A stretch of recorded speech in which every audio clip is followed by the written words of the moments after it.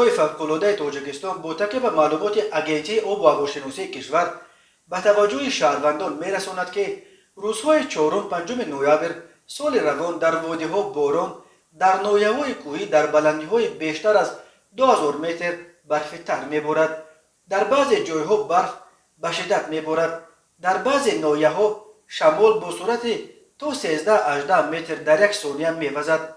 چهارم نوامبر سال 2021 دمای هوا روزانه از 7 تا 10 درجه پایین می‌رود. روزهای پنجم ششم نوامبر در بعضی ناحیه‌ها به استثنای ولایت مختار کوهستان بدخشان تمام می‌فراید.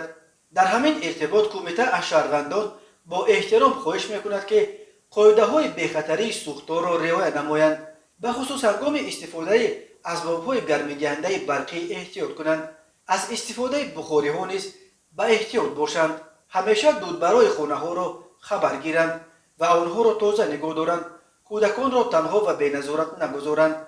کمیته ایالت‌های فوق‌العاده با مقصد پیشگیری صدمه‌های نقلیاتی از اهالی خواهش می‌کند که هنگام استفاده راه‌های کوهی احتیاطکار باشند.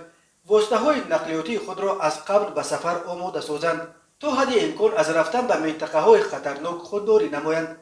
هنگام اجرای کارهای کشاورزی در دامنه‌کوه‌ها و نواحی کوهستان از چرانیدن چاروا در چراگاه‌های کوهی موقتا خودداری نمایند. در این گونه روزها رفتن به کوه‌ها و دامنه‌کوه‌ها برای جمع‌آوری هیزم و ماهیداری در ساحل کول و رودخانه‌ها می‌تواند خطرناک باشد.